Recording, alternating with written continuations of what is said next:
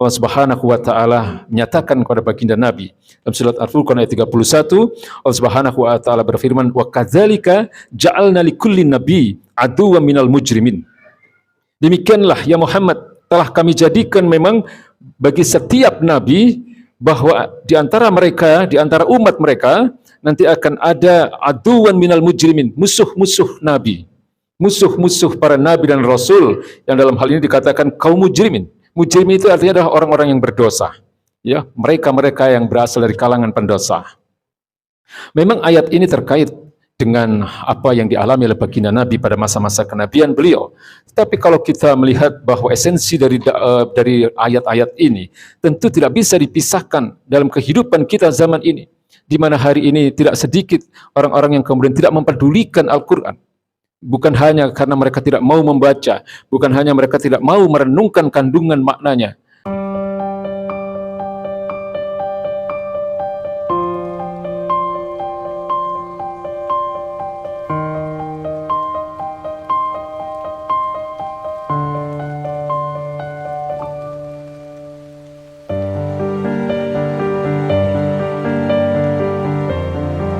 Hadirin ma'asyiral muslimin yang dirahmati Allah Subhanahu wa taala.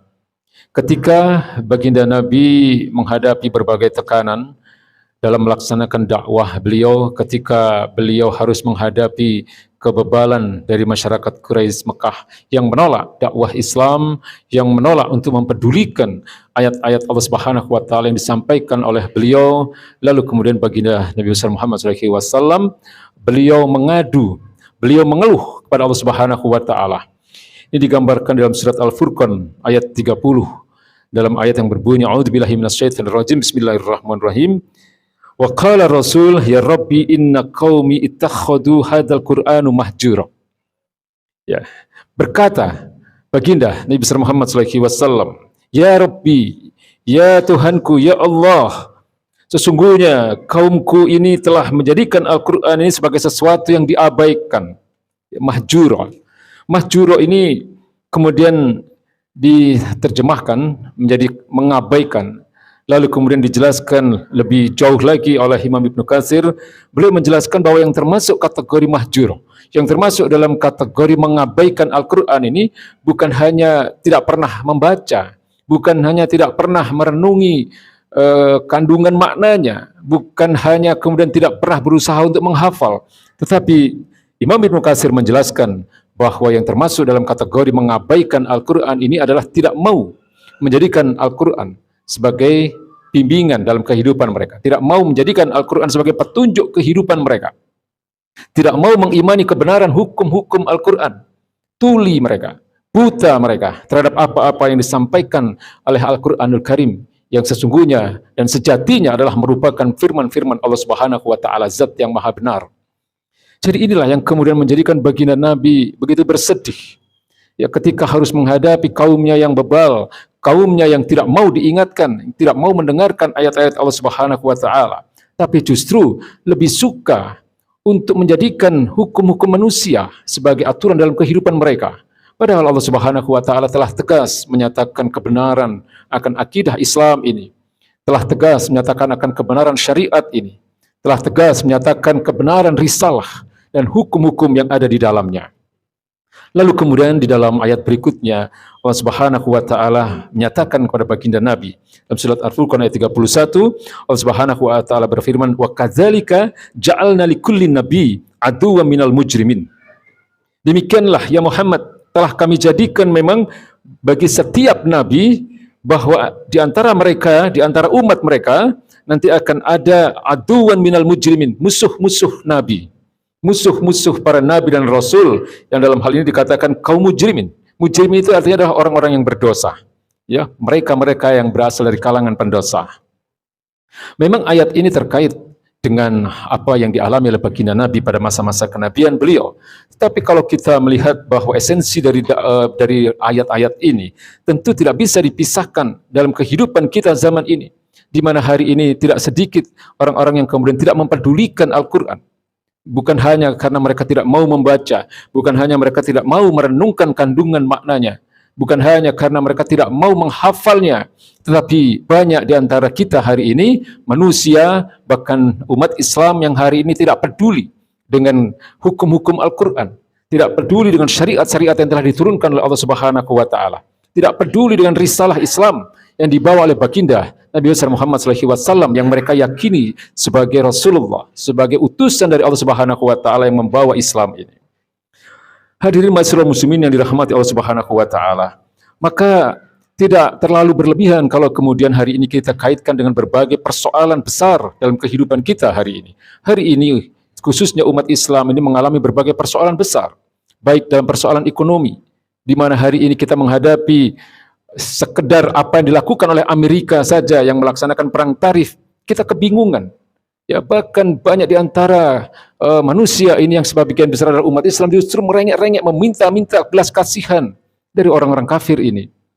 Belum lagi berbagai ketidakadilan yang dialami oleh umat Islam, bukan hanya di Palestina, tetapi juga di berbagai bumi, di berbagai wilayah bumi ini, di Cina, di Myanmar, ya, bahkan termasuk di beberapa wilayah di Indonesia ini banyak umat Islam yang mengalami ketidakadilan.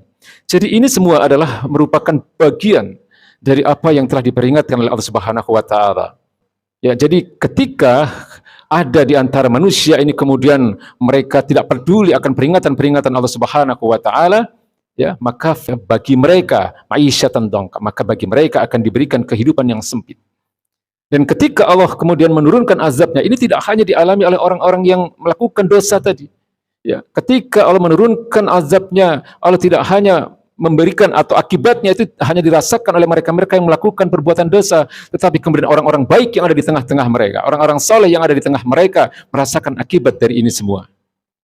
Inilah yang seharusnya menjadi bagian dari renungan kita, bahwa tidak ada sebenarnya solusi atau jalan keluar terbaik dalam kehidupan kita, dalam berbagai persoalan kehidupan yang kita alami ini, kecuali kembali kepada Islam, kembali kepada Quran, kembali kepada sunnah-sunnah Rasulullah SAW, ya, kembali kepada apa yang telah ditetapkan Allah Subhanahu wa Ta'ala sebagai aturan kehidupan kita.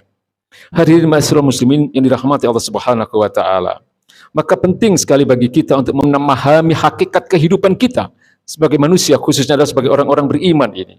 Tidak ada sebenarnya tujuan penciptaan Allah Subhanahu wa Ta'ala kepada manusia selain hanya untuk beribadah kepada Allah Subhanahu wa Ta'ala. Wa ma khalaqtul jinna wal insa illa liya'budun. Tidaklah aku ciptakan jin dan manusia itu kecuali hanya untuk beribadah kepadaku. Beribadah bukan hanya dilakukan ketika manusia berada di masjid. Ya, beribadah bukan hanya dilakukan di musola. Beribadah bukan hanya dilakukan ketika kita di atas sajadah di rumah-rumah kita. Beribadah bukan hanya ketika kita melakukan puasa di bulan Ramadan. Beribadah bukan hanya ketika kita melakukan ibadah haji di Masjidil Haram. Tapi beribadah itu terkait dengan seluruh aktivitas kehidupan kita. Ya, beribadah itu terkait dengan apa yang kita lakukan ketika kita berhubungan dengan sesama manusia, dalam persoalan ekonomi, dalam persoalan hukum, dalam persoalan yang terkait dengan pemerintahan politik. Semua itu ketika kita melaksanakan aktivitas itu yang kemudian disertai dengan ketundukan kepada Allah Subhanahu wa Ta'ala, disertai dengan ketundukan kepada hukum-hukum Allah, disertai dengan penerapan syariat Allah Subhanahu wa Ta'ala, maka itulah yang disebut dengan ibadah. Kita menghamba kepada Allah Subhanahu wa Ta'ala bukan hanya di dalam hal-hal yang terkait dengan individu kita sebagai pribadi, tetapi juga terkait dengan seluruh aktivitas muamalah kita. Itulah yang dimaksud dengan ibadah dalam hal ini. Maka ada yang disebut dengan ibadah mahdoh dan ibadah-ibadah ghairu mahdoh. Ibadah mahdoh adalah ibadah-ibadah yang murni kita berinteraksi dengan Allah Subhanahu wa Ta'ala. Tapi ibadah ghairu mahdoh ini juga penting. Ibadah ghairu mahdoh ini juga tidak kalah penting dengan ibadah mahdoh. Ya, bahkan kalau kita lihat di dalam Al-Quran itu 80% mengatur persoalan-persoalan yang terkait dengan hubungan muamalah, hal-hal yang terkait dengan hubungan antar manusia. Inilah yang seharusnya menjadi bagian dari renungan kita. Selepas Ramadan ini seharusnya menjadikan kita lebih baik. Selepas Ramadan hari ini kita masih ada di bulan Syawal, seharusnya menjadikan kita lebih taat kepada Allah Subhanahu wa Ta'ala. Banyak hari ini di antara umat Islam yang tertipu dengan dunia. Di dalam surat At-Taubah ayat 24, Allah memperingatkan orang-orang yang tertipu dengan dunia ini. Allah katakan kepada baginda Nabi, "Qul in kana aba'ukum wa abna'ukum wa ikhwanukum wa azwajukum wa ashiratukum wa amwalun iktaraftumuha wa tijaratun takshawna kasadaha wa masakinu tardawnaha ahabba ilaikum minallahi wa rasulihi wa jihadin fis sabilihi fatarabbasu hatta ya'tiyallahu bi amrih wallahu la yahdil qaumal fasikin. Allah perintahkan kepada baginda Nabi untuk mengatakan kepada umat beliau, ya Muhammad, kul ingkana, katakanlah kepada mereka, jika mereka mencintai orang-orang tua mereka, jika mereka mencintai anak-anak mereka, jika mereka mencintai keluarga mereka, jika mereka mencintai istri-istri mereka, pasangan-pasangan mereka, jika mereka mencintai tijaratun takhshawna kasadaha, perdagangan yang mereka takutkan kerugiannya, wa amwalun iktaraftumuha, dan harta-harta yang mereka cintai itu, yang mereka sukai itu, wa masakinu tardawnaha, dan juga tempat tinggal atau rumah-rumah yang mereka sangat sukai itu, ahabba ilaikum minallahi wa rasulihi wa jihadin fis sabilihi fatarabbasu hatta ya'tiyallahu bi amrih wallahu la yahdil qaumal fasikin. Katakanlah, jika semua tadi itu mereka cintai melebihi kecintaan mereka kepada Allah, kepada Rasulnya, dan kepada jihad fisabilillah, maka tunggulah saatnya Allah akan memberikan atau menetapkan keputusannya kepada mereka. Wallahu la yahdil qaumal fasikin. Allah tidak akan memberikan hidayah kepada mereka. Artinya, ketika seseorang mencintai dunianya melebihi kecintaannya kepada Allah dan kepada Rasulnya dan kepada jihad fisabilillah, maka Allah tidak akan berikan hidayah kepada mereka. Ini yang namanya istizraj. Allah akan berikan mungkin kenikmatan-kenikmatan itu, tapi Allah jauhkan mereka dari kedekatannya dengan Allah Subhanahu wa taala. Mereka jauhkan dari ketaatannya kepada Allah Subhanahu wa taala. Na'udzubillahi min dzalik. Dan yang kita miliki hari ini pun tidak jauh dari apa yang disebutkan oleh Allah ini, 8 hal tadi. Meskipun kalau kita lihat asbabun nuzul dari ayat ini, atau ayat 24 ini terkait dengan hijrahnya baginda Nabi. Ketika Allah perintahkan baginda Nabi untuk hijrah ke Madinah, ada sebagian dari umat beliau yang antusias, yang langsung bergegas ingin segera meninggalkan Mekah untuk menuju Madinah. Tapi tidak sedikit kemudian orang-orang yang sudah beriman pada kala itu, mereka tidak mau meninggalkan Mekah karena mereka mereka merasa takut atau sayang untuk meninggalkan apa yang mereka miliki. Ada yang dicegah oleh orang tuanya, ada yang kemudian dicegah oleh pasangannya, ada yang kemudian orang tua yang melarang anaknya untuk hijrah, ada yang kemudian mereka takut untuk kehilangan hartanya, ada yang mereka kemudian merasa takut untuk kehilangan usahanya, kehilangan bisnisnya. Dan ada yang kemudian mereka tidak mau meninggalkan rumah-rumah mereka yang sudah mereka bangun dengan indah dan seterusnya. Tapi kemudian ini memang benar-benar menjadi ujian bagi mereka. Allah katakan, kalau semua itu mereka cintai melebihi kecintaan kepada Allah, kepada Rasulnya, dan kepada jihad fisabilillah, wallahu la yahdil qaumal fasikin, maka Allah tidak akan memberikan petunjuk kepada mereka. Ini menjadi pelajaran bagi kita bahwa kecintaan kita kepada Allah, pada Rasulnya, dan kepada jihad fisabilillah haruslah melebihi kecintaan kita kepada apapun yang kita miliki hari ini.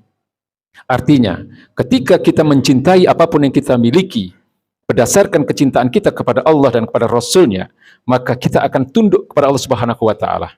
Kita akan tunduk ketika kita melaksanakan aktivitas perdagangan misalnya. Kita akan tunduk ketika kita mengelola rumah tangga kita misalnya. Kita akan tunduk ketika kita harus menjalankan bisnis kita, ketika kita mengurusi harta kita.